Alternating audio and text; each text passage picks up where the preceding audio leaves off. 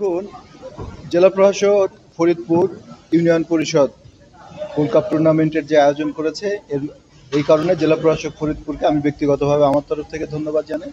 কারণ এই দুর্যোগপূর্ণ আবহাওয়ার মধ্যে যে পরিমাণ মানুষ আজকের এই উদ্বোধনী অনুষ্ঠানে উপস্থিত হয়েছে, এখন উদ্বোধনী অনুষ্ঠানের খেলা চলছে, গ্যালারি কিন্তু নিচতলার পুরাটাই ভরপুর। যেভাবে ছাদে থেকে ছাতা মাথায় দিয়ে মানুষ খেলা দেখছে, এতে বোঝা যায় ফরিদপুর তথা ভাঙার মানুষ খেলাধুলার ব্যাপারে কতটুকু আসলে আগ্রহী। এবং এ ধরনের একটা আয়োজন আমি প্রত্যাশা করি আমাদের যুব সমাজকে মাদকের যে করাল গ্রাস সেখান থেকে বের করে নিয়ে আসবে।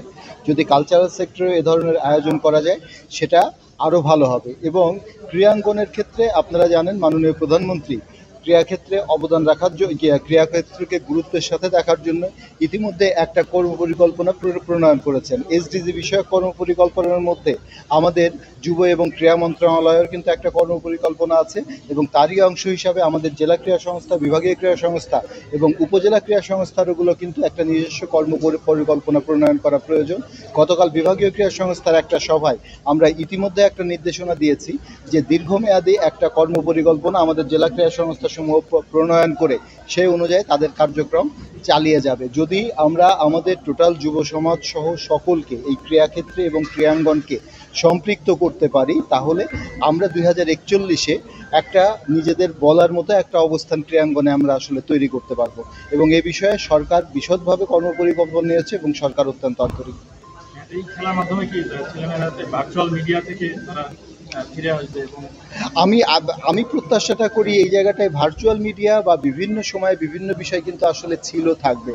আপনাদের মনে আছে যখন আমাদের বিভিন্ন প্রাইভেট টিভি চ্যানেলগুলো যখন চালু হলো, সেই সময় থেকে স্টার্টিংয়ের সময় সকলেই কিন্তু আমরা মনে করেছিলাম যে টিভিতে যেভাবে অনুষ্ঠান সিনেমা দেখায় মানুষ মনে হয় সারাক্ষণ টিভি দেখতে থাকবে। কিন্তু আপনি মিডিয়ার কল্যাণে আপনার 200-র উপরে অধিক টিভি চ্যানেল থাকার পরেও কিন্তু আমাদের স্বাভাবিক জীবনযাত্রা কোনো ক্ষেত্রে কিন্তু ব্যাহত হয়নি।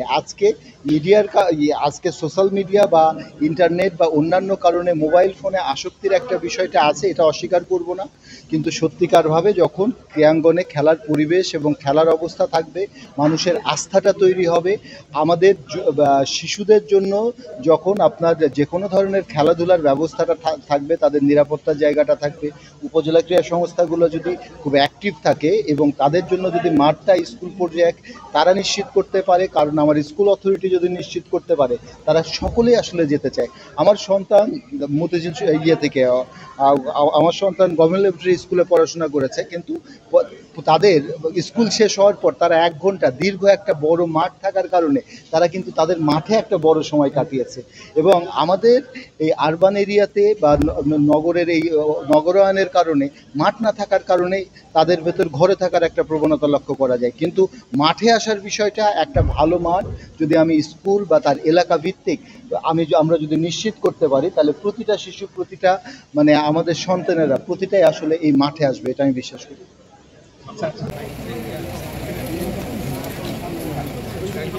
মহোদয়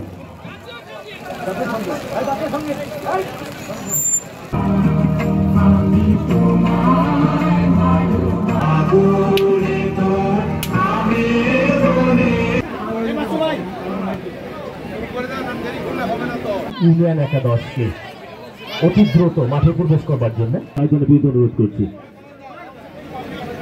এবং বোর্ডের প্রধান অতিথি মহোদয় ইতিমধ্যেই তিনি আসুন। মুক্ত আকাশে এবং বেলুন যদিও এবং মুক্ত আকাশ সেট করেছিল প্রতিপক্ষের রক্ষণ ভাগের একজন খেলোয়াড়।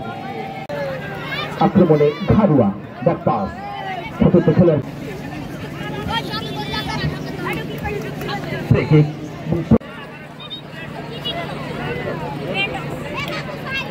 বল পেয়েছেন রক্ষণ ভাগের খেলোয়াড় পা ঘুরে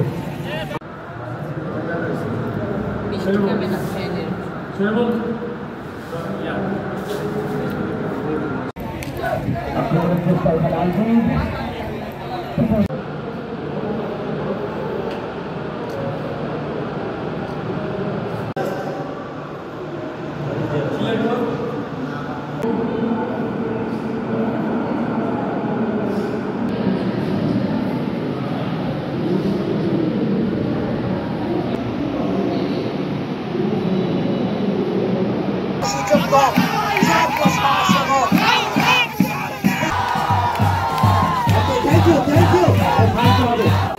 সম্মানিত পুলিশ সুপার ফরিদপুর মহোদয়কে আরো এক গুচ্ছ বই জনাব PM কুদরতে খোদা।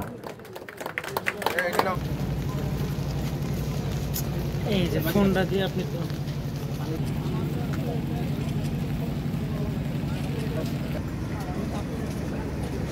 ঠিক আছে।